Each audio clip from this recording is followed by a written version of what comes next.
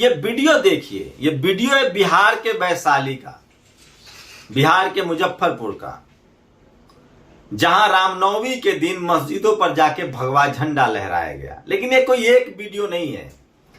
राजस्थान में, मध्य प्रदेश में, छत्तीसगढ़ में, बिहार में, कर्नाटक में, हैदराबाद में, तमाम राज्यों में, तमाम बड़े शहरों में कल इस तरह की तस्वीरें सामने आई है कि मस्जिद के सामने डीजे बजाया गया, मस्जिद के सामने भगवा झंडा फहराया गया। इसके क्या मायने हैं? इससे किसको फायदा होगा, किसको नुकसान होगा, और क्या इस देश में लगभग संविधान खत्म हो गया है?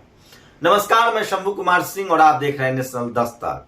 इस देश का संविधान आपको अधिकार देता है कि आप जिस भी धर्म को चाहे मान सकते हैं, वो आपका निजी विचार है, लेकिन आप धर्म के आधार पे किसी को प्रताड़ित नहीं करेंगे, किसी का शोषण नहीं करेंगे, किसी को जाति के आधार पे प्रताड़ित या शोषण नहीं करेंगे। तो बीजेपी की सरकार है और आरएसएस जो है वो सत्ता को चला रही है। तो सवाल है कि जो बीजेपी की सरकार है उससे किसको फायदा होने वाला है और किसको नुकसान होने वाला है, ये बड़ा सवाल है। इस देश में मीडिया भी है, जुडिशियरी भी है, ब्यूरोक्रेसी भी है, कॉलेज भी है, यूनिवर्सिटी भी है। मैं इस देश के एससी, एसटी, ओबीसी और माइनॉरिटी से कहना चाह रहा हूं, ये जो धर्म के, एक विशेष धर्म के लोग जिस तरह से आज अत्याचार कर रहे हैं मुसलमानों पर, अगर इस देश का पिछड़ा ओबीसी, मैं कॉन्स्टिट्यूशनल टर्म इस्तेमाल कर रहा हूं, ओबीसी, शेड्यूल कास्ट या माइनॉरिटी में चाहे वो जैन हो, चाहे वो सिख हो, चाहे वो बुद्धिस्ट हो, अगर आज मुसलमानों के साथ नहीं खड़े हुए हैं तो कल आपकी बारी आएगी। आज जो लोग झंडा फहरा रहे हैं, इस तरह से दूसरे धर्म के लोगों को नीचा दिखा रहे हैं, ये वही लोग हैं जिन्होंने सिखों पर हमला किया था।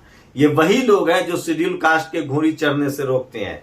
ये वही लोग हैं जो जेएनयू में इसलिए छात्रों को मारते हैं कि आप नॉनवेज नहीं खा सकते हैं। ये वही लोग हैं जो सरेआम धर्म के नाम पर अत्याचार कर। लेकिन एक बात और जान लीजिए, इसमें जो लोग शामिल है वो खुद शोषित है, वो है जाति के नाम पर शोषित है। और इसके लिए इस देश का एससी, एसटी, ओबीसी और माइनॉरिटी जिम्मेदार है। इस देश का पढ़ा लिखा एससी, एसटी, ओबीसी, माइनॉरिटी जिम्मेदार है। संसद में बैठा एससी, एसटी, ओबीसी, माइनॉरिटी के एमपी, एमएलए जिम्मेदार है। इस देश में पॉलिटिकल पार्टी जो एससी, एसटी, ओबीसी, माइनॉरिटी की लीडरशिप वाली है, चाहे वो अखिलेश हो, चाहे वो स्टालिन हो, चाहे शिबू सोरेन हो, हेमंत सोरेन हो, वो जिम्मेदार है। और मैं फिर बता दूं, इस देश की जो ये हालत है, इसमें सब मुसलमान का कोई नुकसान नहीं होगा। मुसलमान तो पहले ही खेल से बाहर है, सरकारी नौकरियों से बाहर है, उसे बिजनेस से भी बाहर किया जा रहा है। जो मुसलमान अमीर है उनके पास संसाधन है, जो मुसलमान गरीब है उसने अपनी नियति सब कुछ तय कर चुका है कि उसे भागीदारी के सवाल पर नहीं लड़ना है। उनको नहीं पता है कि इस देश में 90% मुसलमानों को ओबीसी में आरक्षण मिलता है, उनको अपने बच्चों को कलेक्टर, एसपी बनाना है। जो अशराफ मुसलमान है उनको भी प्रॉब्लम है, लेकिन धर्म को लेकर लड़ाई अपने तेज चरम पर है। लेकिन मैं फिर कह रहा हूं, इसमें सबसे ज्यादा जो नुकसान होगा वो एससी, एसटी, ओबीसी और माइनॉरिटी को होगा। मुझसे पूछिए क्यों? मैं आपको एक एक पोस्ट भी पढ़ूंगा और इसके बाद बताऊंगा। विनोद कापड़िया वो लिखते हैं कि जिस तरह के हालात हैं इस देश में गृह युद्ध हो जाएगा, मीडिया और ब्यूरोक्रेसी में चुप्पी है। दिलीप मंडल लिखते हैं कि कितने भोले हो बाबू, ये सब जो हो रहा है ना, ये सब कुछ में मीडिया और ब्यूरोक्रेसी की सहमति है। इस देश में जो 5 पावर सेंटर्स हैं, मीडिया उसमें इन्हीं लोगों का कब्जा है जो धर्म के लाभार्थी हैं। इस देश में ब्यूरोक्रेसी उन्हीं लोगों का कब्जा है जो इस धर्म के लाभार्थी हैं। इस देश में जुडिशियरी उन्हीं लोगों का कब्जा है जो इस धर्म के लाभार्थी हैं। सोचिए, अमेरिका में पहली महिला श्वेत जज बनी है, यहां तो ठाकुर भी महिला जज नहीं बनी है। एससी, एसटी, ओबीसी का तो छोड़ दीजिए। तो पता कीजिए कि कौन लोग मीडिया पर कब्जा है, किनका जुडिशियरी पर कब्जा है, किनका ब्यूरोक्रेसी पर कब्जा है, किनका कॉलेज यूनिवर्सिटी पर कब्जा है, किनका बिजनेस पर कब्जा है। ये वही लोग हैं जो एससी, एसटी, ओबीसी, माइनॉरिटी को द्वितीय दर्जे का नागरिक समझते हैं और वो कोई अधिकार नहीं देना चाहते। इस देश में ब्राह्मण समाज का हर जगह कब्जा है और वो इस देश में भाईचारा तोड़ रहा है। और धर्म तो एक बहाना है। दरअसल इस देश के एससी, एसटी, ओबीसी को इसलिए हिंदू कहा जा रहा है कि उसका वोट लेना है। लेकिन जो आपको हिंदू कह रहा है उससे पूछिए कि हमारे आरक्षण का विरोध क्यों करते हो, हमारे पास जमीनें क्यों नहीं है, हम कॉलेज यूनिवर्सिटी में हमें नंबर कम क्यों देते हो, हमारे रोहित वेमुला को क्यों मारते हो, पायल तडवी को क्यों मारते हो, ज्योतिबा फुले को क्यों मारा था। तो सोचिए, जिस धार्मिक उन्माद में आपको धकेला जा रहा है। मैं एक साधारण बात बता रहा हूं, इस देश में अब SC ST OBC और माइनॉरिटी और गरीब लोग, चाहे वो सवर्ण ही क्यों ना हो, उनके बच्चे डॉक्टर नहीं बन सकते क्योंकि उसकी फीस बढ़ा दी गई है। JNU पर हमला हो रहा है, JNU को बंद करने की साजिश है क्योंकि वहां से आवाज उठती है। JNU में PhD की सीट घटा दी गई है। आप डॉक्टर नहीं बन सकते, इंजीनियर नहीं बन सकते, वैज्ञानिक नहीं बन सकते, आप विदेश नहीं जा सकते, नौकरी नहीं है सरकारी, प्राइवेट नौकरियां रखी जा रही है, आप सफाई कर्मचारी बन जाइए। और इसका सबसे ज्यादा नुकसान किसको होगा, इस देश के शेड्यूल कास्ट, शेड्यूल ट्राइब और पिछड़ा को, माइनॉरिटी को, क्योंकि उनके पास जमीनें नहीं है, बिजनेस नहीं है, शहर में उनके पास मकान नहीं है। महंगाई की सबसे ज्यादा मार उन पर पड़ रही है। जो 5 लाख रुपया कमा रहा है, जो 1 लाख रुपया कमा रहा है, उसके पास क्या होगा, लेकिन जो 50,000 कमा रहा है, जो ठेला चला रहा है, रिक्शा चला रहा है, जो गार्ड की नौकरी कर रहा है, वही सबसे ज्यादा कट्टर हिंदू बना घूम रहा है। और वो सरकार से सवाल पूछने के बजाय, ये सरकार, ये ऐसा मत समझिए कि ये गरीबों की हित ऐसी है। सरकार जब आपको धर्म के नाम पर लड़ने के लिए उन्माद भड़काए तो समझिए कि सरकार अपनी नाकामी छुपा रही है। सोचिए, देश घाटे में है, श्रीलंका वाली हालत होगी हमारी।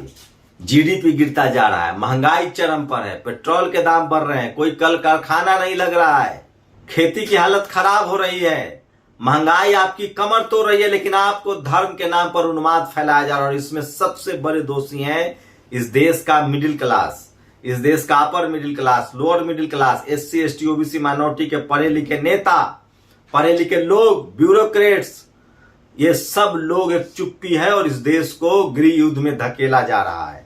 आप सोचिए, एक भी जो हिंदू धर्म का लाभार्थी है, जिसके पास दान पेटी की चाबी है, जो मंदिर में आय के हिस्सेदार है, वो लड़ने नहीं जाएगा मुसलमानों से। लड़ने के लिए इस्तेमाल किया जा रहा है SC का, ST का, OBC के लोगों का। आप जेल जाएंगे, आप दिल्ली दंगा में यादव को सजा हो जाती है, आप नहीं बचेंगे, आपको सजा होगी, आप मारे जाएंगे। अगर जिनको धर्म बचाना है उनको दीजिए तलवार और कहिए कि लड़ो जाके।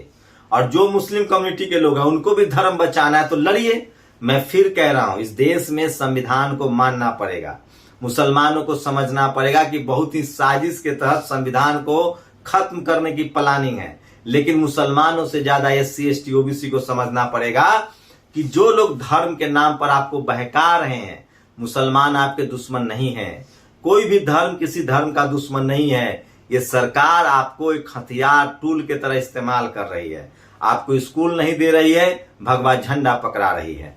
आपको रोजगार नहीं दे रही है, आपको मुसलमानों के खिलाफ भड़काया जा रहा है। आपको महंगाई नहीं कम कर रही है, धर्म विशेष के नाम पे भड़काया जा रहा है। और आपको हासिल एक दिन सुनना होगा, जीरो होगा, धर्म के नाम पर आप लड़के मर जाएंगे। तो इसी तरह से वो तमाम बड़ी खबरें बता। देखिए, पहले जो लोग कहते थे मुस्लिम बच्चियों को हिजाब नहीं पहनने देंगे क्योंकि स्कूलों में धर्म नहीं लाना चाहिए, लेकिन वही JNU में नॉनवेज बनने पर हुड़दंग करेंगे क्योंकि नवरात्रि चल रहा है। मतलब स्कूल में बाकी कोई धर्म की बात नहीं होगी, सिखिज्म की बात नहीं होगी, गुरु नानक साहब की बात नहीं होगी, बुद्ध की बात नहीं होगी। सोचिए, बुद्ध भंते चंद्रमा को सारनाथ में पूजा नहीं करने दिया जा रहा था। तो ये आज मुसलमानों की बारी है, कल आपकी भी बारी आएगी। और ये सब कुछ सोचिए, लखीमपुर में एक अन्य गवाह हरदीप पर आज बिलासपुर रामपुर में हमला किया गया। आशीष मिश्रा मोनो, एक गृह राज्य मंत्री का बेटा इसमें आरोपी है। तो गवाहों पर हमले हो रहे हैं, इसको लेकर पुलिस का एक बयान आया। प्रकरण की गंभीरता के दृष्टिगत क्षेत्राधिकारी बिलासपुर को जांच एवं आवश्यक कार्रवाई हेतु दिशा निर्देशित किया गया है। रामपुर पुलिस का ये बयान आया है। ये इसको देश के बड़े प्रशांत भूषण ने ट्वीट किया है। और सोचिए, 30 साल से गुजरात में है बीजेपी। मनीष सिसोदिया ने ट्वीट किया है, बीजेपी ने 27 साल के शासन में गुजरात में कैसे सरकारी स्कूल बनाए हैं, यह देखने आज गुजरात जा रहा हूं। आप सोचिए, स्कूल, कॉलेज, यूनिवर्सिटी बंद किया जा रहा है। इसीलिए हंसराज मीना लिखते हैं, न हिंदू खतरे में है, न मंदिर खतरे में, न धर्म ठेकेदार खतरे में, असल में दलित, आदिवासी और मुसलमान के मानव अधिकार खतरे में है, आपकी संपत्ति खतरे में है, आपकी चेतना खतरे में है। और सोचिए किस तरह से जेएनयू में मारा जा रहा है लोगों को। आप कल्पना कर सकते हैं। ये वीडियो देख लीजिए और अलग से भी देखिएगा, ये वीडियो जो है कितना खतरनाक है।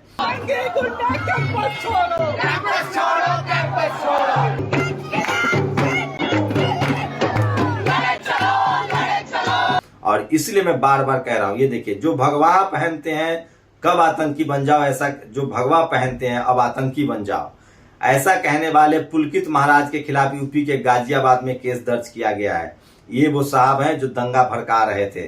विनोद कापरी ने लिखा है, ये बात मैं पूरी जिम्मेदारी से लिख रहा हूं।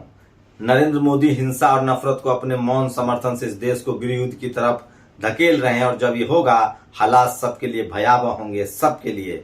इस देश को बचाना है तो मीडिया और न्यायपालिका को तुरंत इस जहर पर बोलना होगा, वो नहीं बोलेंगे। और इसीलिए दिलीप मंडल ने उनको जवाब दिया है। कितने मासूम हो आप, आपको लग रहा है कि मीडिया और न्यायपालिका की ताकत के बिना नरेंद्र मोदी ये सब कर रहे हैं? बड़े भोले हो बाबू। मीडिया और न्यायपालिका हमेशा सत्ता के स्तंभ की तरह काम करते हैं क्योंकि उस पर धर्म विशेष और जाति विशेष का लोग का कब्जा है। SC ST OBC को सोचना चाहिए कि तुम्हारा बेटा डॉक्टर, इंजीनियर, कलेक्टर कैसे बनेगा, तुम्हारा बेटा विदेश कैसे जाएगा, तुम्हारे पास जमीनें कैसे होंगी, बड़ी बड़ी गाड़ियां कैसे होंगी, ये देश कैसे विकास करेगा, तुम्हारे पास नौकरी कैसे होंगे। अपनी गरीबी के लिए तुम खुद जिम्मेदार हो। कोई धर्म तुमको अमीर नहीं बना सकता है। पढ़ाई लिखाई और कर्मकांड से मुक्ति ही तुमको अमीर बना सकता है, जो बाबा साहब ने कहा था। और ये समझना पड़ेगा आपको, और नहीं समझेंगे तो बहुत देर हो जाएगी। ये देखिए, रीवा में रेप केस के किरदार महंत सीताराम दास, विनोद पांडे, संजय त्रिपाठी, अंशु त्रिपाठी, मोनू मिश्रा, तौफीक अंसारी। सोचिए, जितेंद्र मेघवाल हिंदू नहीं था, पायल तडवी हिंदू नहीं थी, रोहित वेमुला हिंदू नहीं था, हाथरस की बेटी हिंदू नहीं थी। क्या ओबीसी के लोग हिंदू नहीं है? कौन अखिलेश यादव को वोट क्यों नहीं देता है? मायावती जी हिंदू नहीं, उनको वोट क्यों नहीं देता है? ये वो लोग हैं जो हिंदू के नाम पर आपका वोट ले रहे हैं, लेकिन आपको ये तिल तिल कर मारने के लिए मजबूर करेंगे। इसलिए किसी भी तरह के धार्मिक उन्माद में मत फंसिए। देखिए, ये डॉक्टर कफिल हैं, जो आदमी लालू यादव को जेल में डाल सकता है, जो ज्योतिबा फुले से नफरत कर सकता है, बाबा साहब से नफरत जो लोग करते हैं, वो आपको हिंदू बनाकर सिर्फ आपका इस्तेमाल कर रहे हैं। आपको समझना पड़ेगा। ये देखिए, यूपी के सहारनपुर में रामनवमी पर पुलिस ने बंद कराया डीजे, तो हंगामा हुआ। थाना सदर बाजार के सैकड़ों बीएसपी कार्यकर्ता थाना पर हमला करने चले गए। ये लोग किसी को नहीं छोड़ेंगे। और सोचिए, जेएनयू में उनकी परेशानी वामपंथ नहीं है, उनकी असली छटपटाहट यह है कि वहां बहुसंख्यक छात्र, गरीब, पिछड़ा, दलित, आदिवासी, अल्पसंख्यक है, जो उनकी प्रभुता को चुनौती देता है। इनका असर्ट करना उनके सवर्ण दर्प को चोट पहुंचाता है, वो नहीं सह पाते। शोषितों को अपनी अस्मिता की बात करनी चाहिए। Ban ABP. तो ये जो धर्म के नाम पर आपको लड़ाया जा रहा है, उनकी कोशिश है कि वो आपको पढ़ने लिखने से रोके। सोचिए, 1958-85 में राजीव गांधी ने बेंगलौर को IT हब बनाने की बुनियाद रखी। वहां दुनिया की सबसे बड़ी टेक कंपनियों ने दफ्तर खोले। 100 से भी ज्यादा साइंस के रिसर्च सेंटर बने। नरेंद्र मोदी ने उसी बेंगलौर में हिजाब और गौमांस और क्या क्या न जाने कर रहा है। तो ये सब आपकी रोजी रोटी की खबरें हैं जो मैं आपको बता रहा हूं। और सोशल मीडिया बहुजन मीडिया है, सोशल मीडिया ही सच्चा मीडिया है। और इसलिए देखिए, वाल्मीकि समाज की एक बच्ची पढ़ लिख कर IAS बनना चाहती थी, पर मनुवादी सोच के लोगों ने उसे झूठे मुकदमे में फंसाकर जेल भेज दिया। लड़की की विचारधारा अम्बेडकरवाद है, इसीलिए ये सब समझना पड़ेगा। लखीमपुर खीरी में लाइनमैन से उसके ट्रांसफर के बदले एक रात के लिए जूनियर इंजीनियर ने पत्नी की मांग रख दी। आहत लाइनमैन ने अपने आप को आग के हवाले कर दिया। ये बड़ी खबर है। और ये देखिए, बहुजन समाज के लिए जरूरी है। ये 3-4 लोगों को पहचान लीजिए। ज्ञानवान है, मंजुले हैं, ये चारों जो हैं वो भीम जी हैं। ये अस्थ्री भीम जी, नागा मंजुले और नीरज घायवान बहुजन समाज के 3 बड़े डायरेक्टर हैं जो फिल्म बना रहे हैं। और आगे दिलीप मंडल लिखते हैं, अमित शाह ब्राह्मण और सवर्ण वैश्य बच्चों के लिए हिंदी मीडियम स्कूल में पढ़ना जरूरी कर रहे हैं। तो आप अपने बच्चों को अंग्रेजी पढ़ाइए लिखाइए, नहीं तो आपके बच्चे पीढ़ी दर पीढ़ी लाचार, बेबस और गरीब रह जाएंगे। मैं इसीलिए कह रहा हूं कि धर्म के नाम पर आपको लड़ाया जा रहा है और आपको बर्बाद किया जा रहा है। सोचिए, आपकी गरीबी कैसे दूर होगी, ये देश कैसे मजबूत होगा जब यहाँ कॉलेज खुलेंगे, यूनिवर्सिटी खोलेंगे। सोचिए, चाइना क्यों मजबूत हुआ? क्योंकि उसने विज्ञान पर मिसाइल बनाए, टेक्नोलॉजी बनाए, आज मोबाइल बना रहा है, आज लैपटॉप बना रहा है, आज वो तमाम बड़ी बड़ी जहाज बना रहा है, वो खिलौना बना रहा है, वो मैन्युफैक्चरिंग हब है, लेकिन आपको धर्म के नाम पर लड़ाया जा रहा है। धर्म सबका निजी मसला होता है। आप किस धर्म को मानते हैं ये उसका अधिकार है। मैं बुद्धिज्म को मान सकता हूं, मैं सिखिज्म मान सकता हूं, मैं हिंदू धर्म को मान सकता हूं, मैं जैनी हो सकता हूं, मैं इस्लाम को मान सकता हूं। कोई भी धर्म हो, उसका निजी फंडामेंटल राइट्स है, संविधान आपको देता है। लेकिन धर्म के नाम पर किसी को नीचे दिखाना, किसी से हत्या करना, किसी से लड़ाई करना, किसी के साथ भेदभाव करना, ये बहुत बड़ा गुनाह है। लेकिन मैं एक बात बता दूं, इस देश में SC ST OBC को पेरियार साहब ने कहा है, जो धर्म तुम्हें नीच कहे उसको लात मार दो। SC ST OBC को पूछिए कि तुम्हारे आरक्षण के खिलाफ कौन है, वो कौन लोग हैं, किस धर्म के लोग हैं। मुसलमान नहीं है, सिख नहीं है, जैन नहीं है, पैगंबर। तो ये सब कुछ आप समझिए, सोचिए समझिए, साजिश के तहत हो रहा है। और चूंकि आपके समाज के SC ST OBC माइनॉरिटी के लोगों को नैतिक जिम्मेदारी है कि वो डेमोक्रेटिक तरीके से इन सब बातों के खिलाफ खड़ा हो, संविधान के पक्ष में हो, और सभी धर्मों का सम्मान किया जाना चाहिए। धर्म के नाम पर शोषण ठीक नहीं है, धर्म के नाम पर अत्याचार ठीक नहीं है। ठीक उसी तरह से मैं फिर कह रहा हूं, जो लोग धर्म के नाम पर आज मुसलमानों पर अत्याचार कर रहे हैं, वो SC ST OBC कान खोलकर सुन ले। आपका शोषण जाति के नाम पर होता है, और करने वाला वही है जो सनातन धर्म का लाभार्थी है, वही आपके आरक्षण का विरोध करता है, वही आपको जातिवाद में उलझाए हुए है, वही जाति के नाम पर अत्याचार करता है। आपको तय करना है कि क्या आप अत्याचारी बनना चाहते हैं या संविधान को मानकर इस देश को एक मजबूत मुल्क बनाना चाहते हैं। ज्योतिबा फुले ने एक मजबूत मुल्क चाहा था, बाबा साहब एक मजबूत मुल्क चाहते थे, संभाजी महाराज मजबूत मुल्क चाहते थे, शिवाजी महाराज मजबूत मुल्क चाहते थे, गुरु नानक साहब मजबूत मुल्क चाहते थे, गुरु गोविंद सिंह साहब मजबूत मुल्क चाहते थे, फातिमा शेख मजबूत मुल्क चाहती थी, सावित्रीबाई मजबूत मुल्क चाहती थी, लालू यादव, मान्यवर साहब, कर्पूरी ठाकुर सब मजबूत मुल्क चाहते थे। हम चाहते थे कि हर धर्म, जाति, मजहब के लोग यहाँ भाईचारा से रहे, और सम्राट अशोक का भारत जो था, जो विशाल भारत था, वैसा भारत बने। उन लोगों को पहचानिए जो आपको धर्म के नाम पर लड़ाई लड़ा रहे हैं। वो लोग हैं जिनके बच्चे विदेश पढ़ रहे हैं, जिनके पास संपत्ति है, जमीनें हैं, और जो गरीब है, लाचार है, बेबस है, उनको धर्म के नाम पर बहकाया जा रहा है। महंगाई चरम पर है, स्कूल नहीं खुल रहे हैं। सरकार जब काम करने में असफल होती है तो धर्म की चाशनी में आपको उलझा देती है।